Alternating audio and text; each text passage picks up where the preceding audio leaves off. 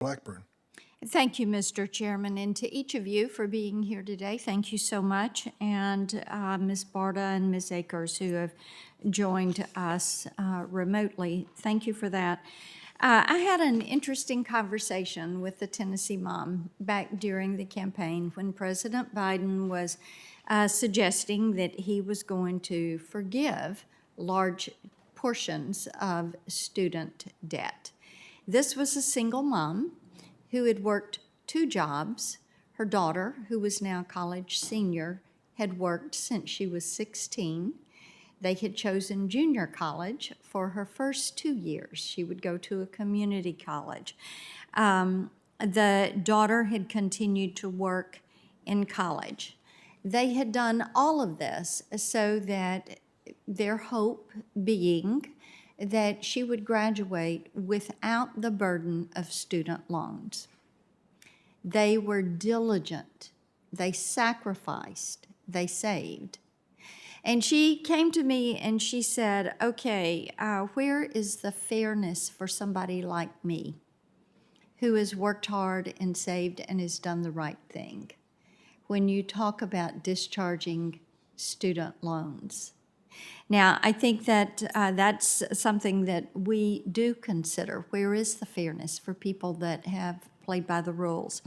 Likewise, we look at what has happened with private lenders and the federal government, the lack of transparency that is there, the lack of ability for people to find out exactly how they are keeping track of those loans, the interest that is due, the payments that are made.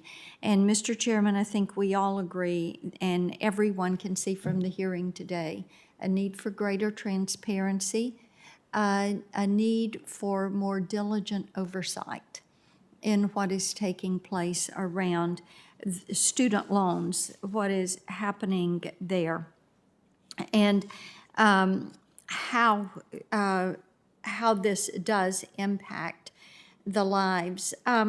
Dr. Akers, I think I want to come to you first, if I may please.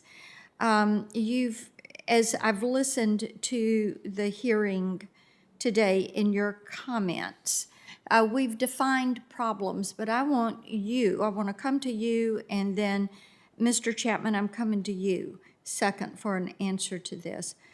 What do you think is a more effective alternative to student loan cancellation than what we have in front of us at present? And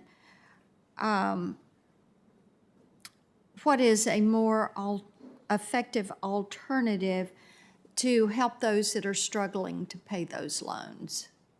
So, Dr. Akers, go ahead. Yeah, thank you. I firmly believe that it's important that we have a safety net for borrowers to ensure that those who do everything they can to come out ahead but still have hard times aren't saddled with debt for the rest of their life. We have worked hard to create a system of income-driven repayment to provide that safety net for borrowers.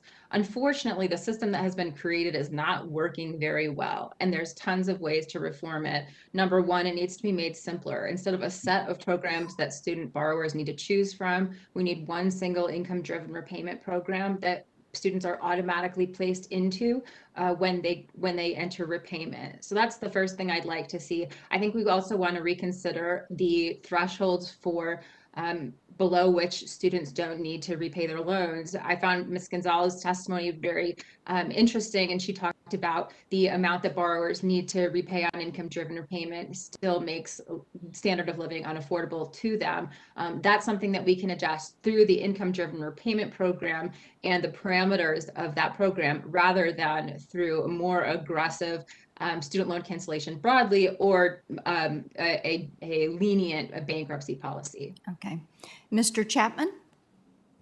Thank you. I agree with Dr. Akers in that the IDR program really should be reformed and have be simpler, easier to access, and much more clear to borrowers. That said, we also believe that... so tend to it on the front end, is what each of you are saying. Well, that's point one. Okay. Point two is I also think it'd be strengthened in the sense that right now it's a one-size-fits-all program no matter what your income is. And so I work with a lot of graduate and professional schools and students who have bigger debt, but also bigger incomes, and so qualify for IDR plans, which is great. And one of the criticisms of the IDR plans is that you can have someone making into the six figures and still paying 10% of their salary or 15% of their salary. And there does come a threshold where each additional dollar is more discretionary than those initial dollars. And so we've been looking at plans to have a graduated increase as income goes up So you to pay would more. tier it. Yes. Okay. And what you can do with that is you can use that money to support the struggling borrowers more and offset some of, do the government's So role as a basically, you backstop. would close loop that money flow. Yes, that would be Okay. one way to do it. All right. I know Ms. Gonzalez had some thoughts. I saw her making notes. So would you like to weigh in on this? My time is over, but I want to allow you to respond. Sure. I would just say that the IDR program, as Dr. Akers and Mr. Chapman have said, it's not working because it's got that 10 to 15% of discretionary income, which is just based on a number, but discretionary income for one person is not discretionary income for another because people have higher housing costs, have higher childcare costs, have higher medical costs. So that's a big challenge. And then I do just want to say that in terms of the bankruptcy reform, having this temporal discharge reinstated, it would help borrowers tremendously who are in a situation where they are at the end of their financial ropes because they're not running for bankruptcy just to get rid of the debt. There are other reasons as well. Thank you all. I think the problem is well defined, and I like the energy you've brought to your answers on how we find alternatives and a resolution to this. Mr. Chairman, thank you for the hearing.